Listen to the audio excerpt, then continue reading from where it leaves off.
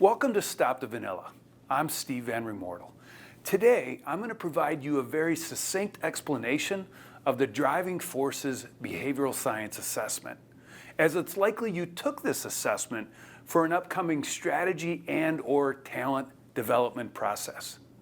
We'd like to give you this overview in advance, so during our time together, we can focus on the application of the knowledge versus explaining the science to you. So let's dive into explaining the Driving Forces Behavioral Science to you. So just to give you context, you may have taken multiple behavioral sciences for our upcoming session. And the first science is the DISC science. And you've likely have watched that video already as I explained that science in advance already. Today we're talking about the Driving Forces Behavioral Science. So the DISC science is how you behave. The Driving Forces science is why you behave. And then just to give you context, another science you may have taken that I'll explain to you in person is the soft skills indicator, which is the way you lead, the way you behave. So how you behave, lead, and work, why you behave, lead, and work, and the way you behave, lead, and work.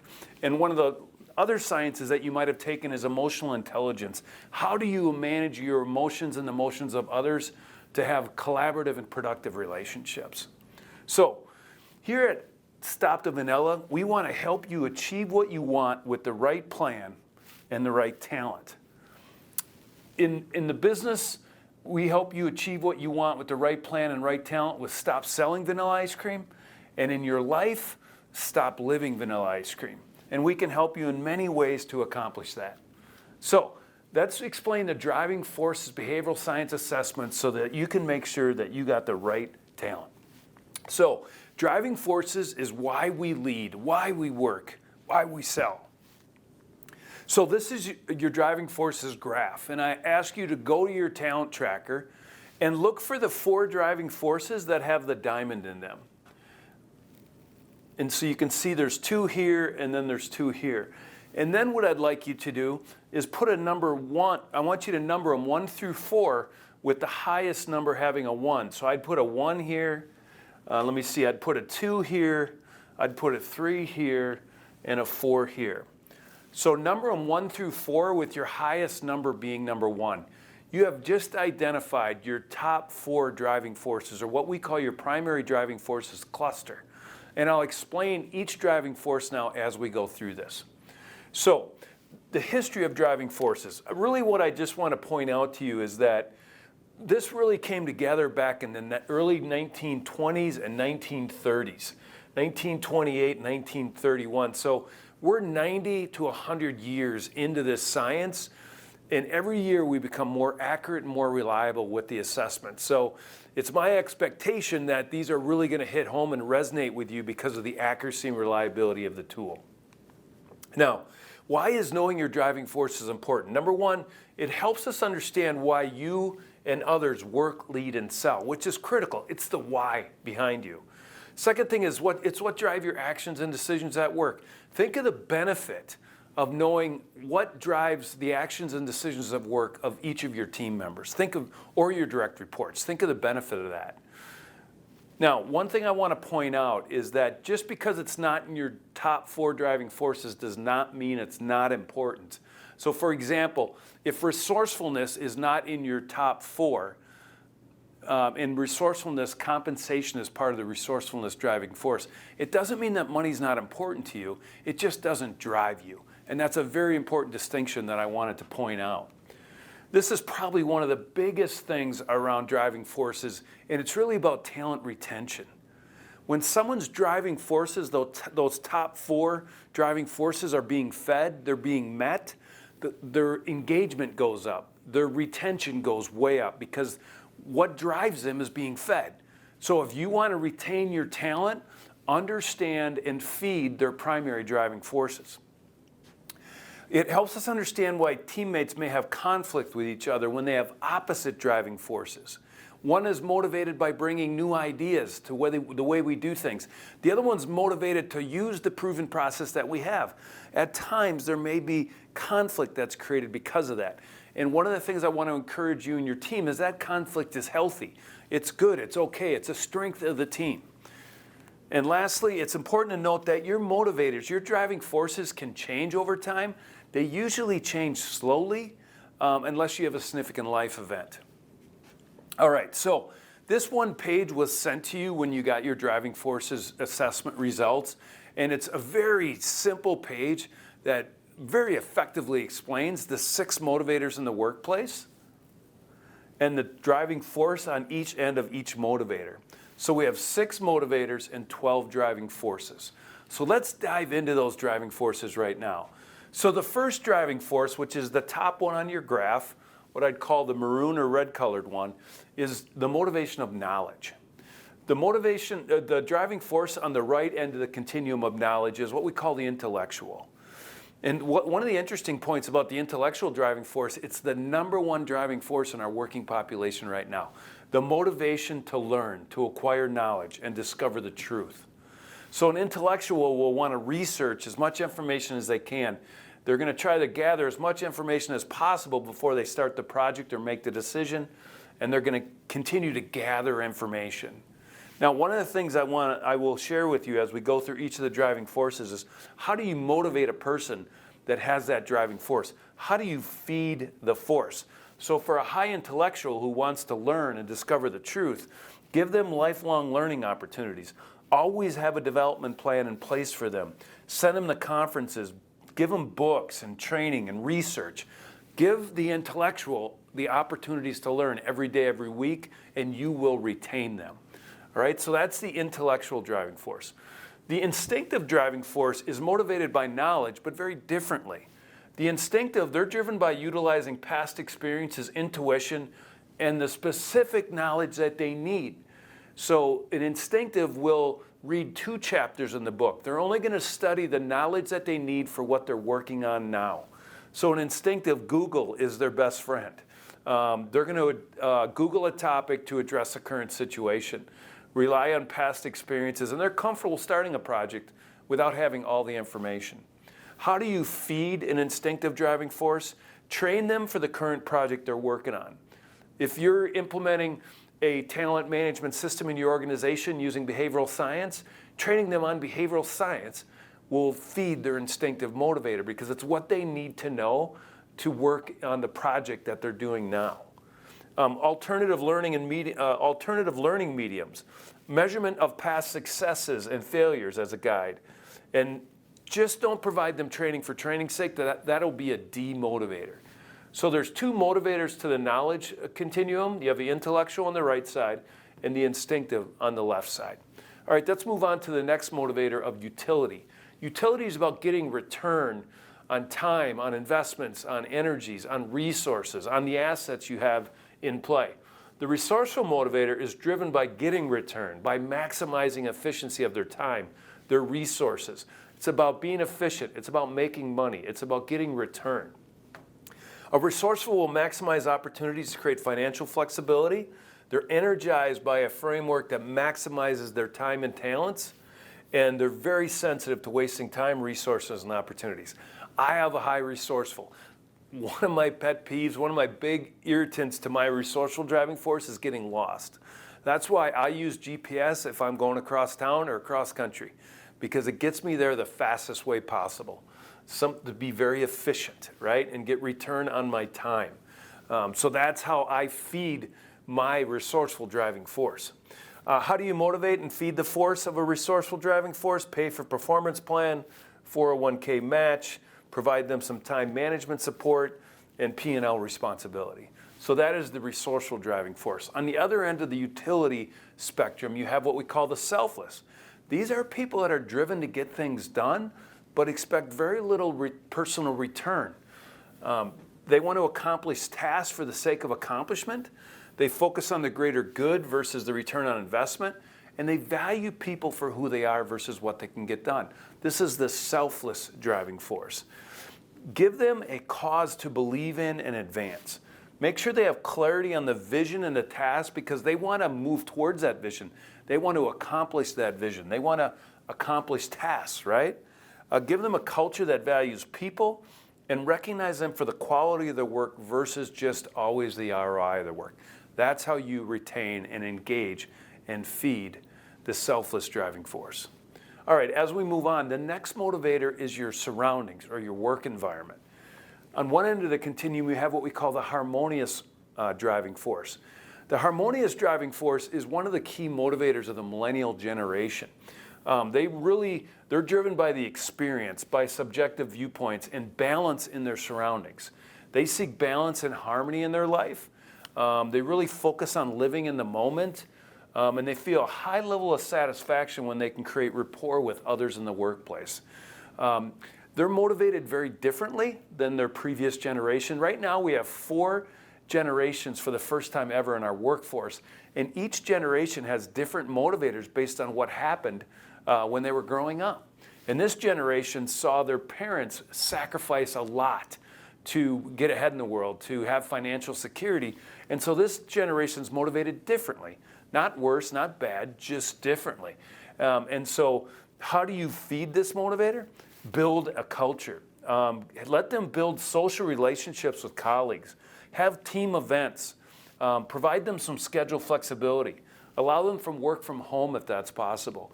The harmonious motivator is a key motivator on your team, and it's likely on your team. And one thing that's key about driving forces is we can't motivate everybody the same. We have to motivate them individually.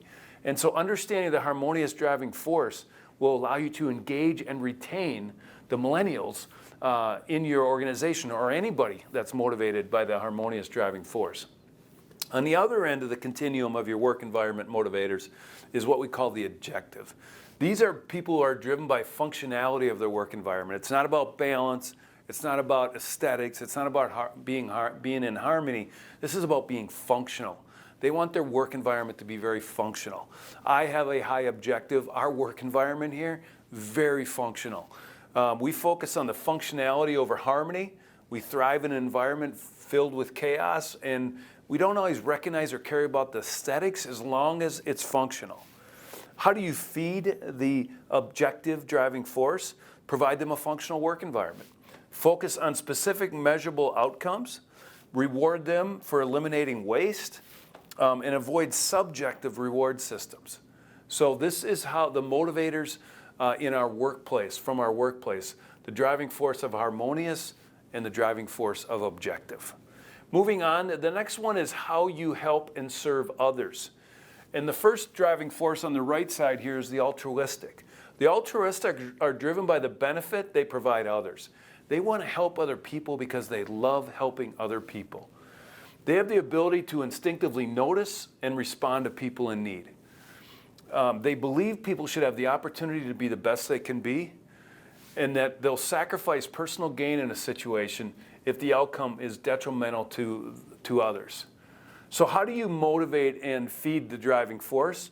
Consistent opportunities to help others. Let them take part in community and charitable events. And oftentimes the altruistic really wants to coach and mentor and help others. So that is the altruistic driving force and how you feed that force. How do you engage and retain an altruistic driving force? The next one on the other end of the continuum of helping others is the intentional. Now, there are people that are driven to assist others, but there has to be a specific purpose, a specific reason, or a specific intention. So the intentional will help others for a specific reason, not just for the sake of helping. They see the world as a tool set to help others accomplish their goals, and they help an individual if they'll see an opportunity for future return. I have a high intentional, okay? So I'm not volunteering to volunteer. I'm helping others to accomplish a specific intention. If you have a high intentional, what is the intention you have in helping others? My intention is to help you and help other leaders accomplish their professional and personal goals. And I am fed by that. That is why I love what I do, because I help people, but for a specific reason, okay? How do you motivate a high intentional? Define the intention. Define the reason that you want to help others. Again, if you have a high intentional, what's the reason that you want to help others? They typically like to coach and develop other people, and they like to build a team. That is the intentional driving force. All right, as we move on, the next one is the motivation of power. I would also call it the motivation of advancement or having impact. You got the commanding. The commanding really is driven by status recognition, controlling their own destiny, and really get ahead in the world. They want to win. They want to be victorious. That is the commanding. They'll work long and hard to, to advance their position and win. They want to control their own destiny. They're passionate about leaving a legacy. How do you feed the commanding driving force? Give them advancement opportunities. Put a career path together for them. Give them some public recognition for their efforts. A title is public recognition for their efforts. Give them the opportunity to leave a legacy. That is how you feed the commanding driving force. On the other end of the continuum of advancement or power, you have what we call the collaborative. They're driven by being in a supporting role and contributing with little need for recognition. The high collaboratives, they want to have impact. They want their organization to impact others for the benefit. They want to advance. They want to get ahead. They want to win, but they want to be in more of a supporting role. They focus on the greater good. They like to be behind the scenes and get things done. And they set aside their own agenda for the good of the cause or the agenda of the organization. How do you feed a high collaborative? Work with and support a leader that they believe in. Privately recognize their contributions. And they want to be behind the scenes position that they can have impact. Collaboratives want to have impact. They want to be part of something cool. They just want to be in more of a supporting role. That's what they're motivated by. And the last motivator is towards methodologies, towards processes. How are you motivated? The structured driving force, they're people that are driven by traditional approaches, proven methods, and a defined system for living. They believe that there is a way to do things. And the way we're doing things right now works. That's why we have it in place. And so they're motivated and place a high value on implementing and following systems. They have a way to do things. They want to foster and protect the principles and the beliefs and the history of the organization. And they get frustrated if others do not follow the process or systems or take shortcuts. How do you feed a structured driving force? Utilize proven systems. Have a defined rules and structure. Honor tradition and history. And hold others accountable to the systems that we have in place in our organization. That is the structured driving force. They're motivated by following the way we do things, following the processes and systems we have in place. On the other end of the continuum, we have the receptive. The receptive is driven by finding new ways, new ideas that fall outside our system of living, our proven approach. So they're always looking for new ways to accomplish a routine task. They like to set their own plan and guide direct their actions. And they're going to be creative in interpreting systems and will adopt aspects of them that they see as beneficial. As I talked about earlier, you may see conflict in a receptive versus a structured. One's motivated by using the process and the approach and the proven process we have in place. The other is motivated to find new ways to do things. There's value in both. And a team needs to value the strengths that both of those motivators and driving forces bring to the team and figure out, how do we work through this? Because there's strength in having different perspective, having different motivators. The way that you motivate and retain the receptive driving force is give them the opportunity to change or implement new systems. Reward them for cost savings and efficiencies, opportunity to brainstorm, and give them a culture of challenging the status quo. That's how you motivate and retain a receptive driving force. It's how you feed the force. Now, one of the common errors of most organizations is that they believe they can motivate people by one way, meaning that let's motivate everyone through compensation is one of the most common techniques. But what really blows that method out of the water and where you really need to understand the individual motivators of your direct reports is just looking at the national means of our driving forces as they stand today. And you'll find that resourcefulness, being motivated by return, being motivated by compensation and money is sixth on the list. Number one is intellectual, and that's the motivation to learn. Number two is intentional, and that's the motivation to help a person for a specific reason. Commanding is about getting ahead in the world. So you can see that if you take a path where you're going to motivate everybody the same way, you're going to not totally engage each person on your team. And that's when people can leave. That's when people won't be engaged but maybe still show up for work. That's maybe why your retention numbers maybe are lower. You have to be very individually specific on how you're motivating and retaining each individual because all of us have different driving forces. So it's very important for you to understand that your motivational systems need to be very individual based. And the one question I'll ask you if you have direct reports, what are the driving forces of each of your direct reports? And how do you make sure you feed the driving forces of each of your direct reports? One way to do that is to graph the driving forces or put them on the team wheel.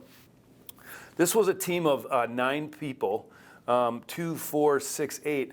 8 of the 9 people had a high commanding driving force and 1 had a collaborative. So if you were to put your direct reports on the team wheel, or you were going to see the leadership team or the team that we're going through a strategy and or talent development process, it just gives you a ton of information on understanding the people on the team with you and also understanding your direct reports and how to feed their force to make sure you retain them. The outside ring is the number 1 motivator, inside number 2, number 3, and number 4. So these are the top 4 motivators of any team, and by putting them on the wheel helps you understand where each person's going to come from as we work through challenges and make decisions together. Let's talk a little bit about the Driving Forces report. This report provides you a ton of great information. I mean, it starts off with the general characteristics, which is some paragraphs about who you are and how you're motivated. But there are 3 pages of driving forces clusters, okay? So your primary driving force is why you do what you do. The situational may drive you, but depends on the situation. And then the indifferent ones do not drive you or may even frustrate you. So let's dive into that a little bit. So on this page, you have your driving forces hierarchy, and these are your primary 4 driving forces. You can see the national mean, 1 standard deviation on each side of the national mean. Here's the person's score. So this person has a 99 on their resourceful driving force, almost over double the national mean. So they're going to be very passionate. The higher the number, the more passionate they are about that motivator, the more it will motivate them when you feed that driving force. And then you can see the top 4 motivators, driving forces of this individual: resourceful, intentional, receptive, and commanding. One of the cool things that you can do is put together a driving forces statement. And it's really creating a sentence using your top 4 driving forces. So this is an example, and this is something I'd like you to do in prep for our upcoming session, is write the first draft of your driving forces statement. So you are striving to get ahead, which is commanding, looking for new ways, receptive, to maximize results by working with a specific group of people, all right? You are striving to get ahead in the world, looking for new ways to maximize results by working with a very specific group of people. When I'm with you one-on-one, we'll talk about your driving forces statement, we'll craft your driving forces statement, and when we write that statement, most people are like, wow, like that is exactly how I'm motivated. That's exactly how to engage me in my work. The second page is situational, and you can see that these are much lower intensity, not as passionate, but maybe motivated in the situational. Most of the time, you're going to feel a person's primary driving forces, though. And then you have the ones that you're indifferent to. And these are the ones where that if you have a teammate that has the opposite driving forces of you, it may cause frustration. So that's good to know. So a couple things about feeding the force. Number 1 is create a sentence with your top 4 driving forces that summarizes what drives you. That is a huge takeaway from this assessment. And having your leader understand your driving forces statement. The next question I would say for you is, are your driving forces being fed? Discuss with your leader how to feed your motivators and increase your engagement and motivation in your current role. That is a huge step out of this behavioral science. And then lastly, are those you're responsible for, are you feeding their driving forces? Are the driving forces of your direct reports and others you are responsible for being fed? So there's a couple really key takeaways here that I really want you to put some time in, because when your motivators are being fed, you're going to be engaged. You're going to love coming to work. You're going to love what you do. And the same applies for your direct reports when you're making sure their driving forces are being fed. All right, so just a couple things additional things I want to point out about the report. One of the huge advancements that we continue to make in behavioral science assessments is integrating the sciences in the report. That's actually very difficult to do because of all the algorithms and all the science behind it. But if you took the DISC and driving forces assessment together, and likely the Trimetrics HD report, there's 5 key pages that I really want you to focus on. The first one is these are the potential behavior and motivational strengths. So the combination of your DISC and your driving forces, what are the strengths in that? And these should just resonate with you big time. What are the conflicts between your motivators and your driving forces? What's your ideal work environment? What are the keys to motivating you? What are the keys to managing you? These are 5 really important pages, and you'll find them in your report right after the driving forces report if you took the DISC and driving forces. But really accurate, very helpful information that I really want you to read and dive into. The other thing I want you to think about too is if you took the DISC and the driving forces, how do you integrate these sciences? So this is a high D, high I that has a high commanding. So this person's really going to have the gas pedal down to get ahead in the world and win. So it's really easy to tie the 2 sciences together. Here's a high C that has a high intellectual. So they're going to ask a lot of questions, they're going to read a lot of books, they're going to do a ton of research to continue to build their technical expertise in their craft. And so it's really easy to tie the DISC and the motivator, the behavioral sciences together. Lastly, how do you use the driving forces to build a team to achieve your dream? You can use it for a team development exercise. You can use it for crafting a leadership and individual development plan.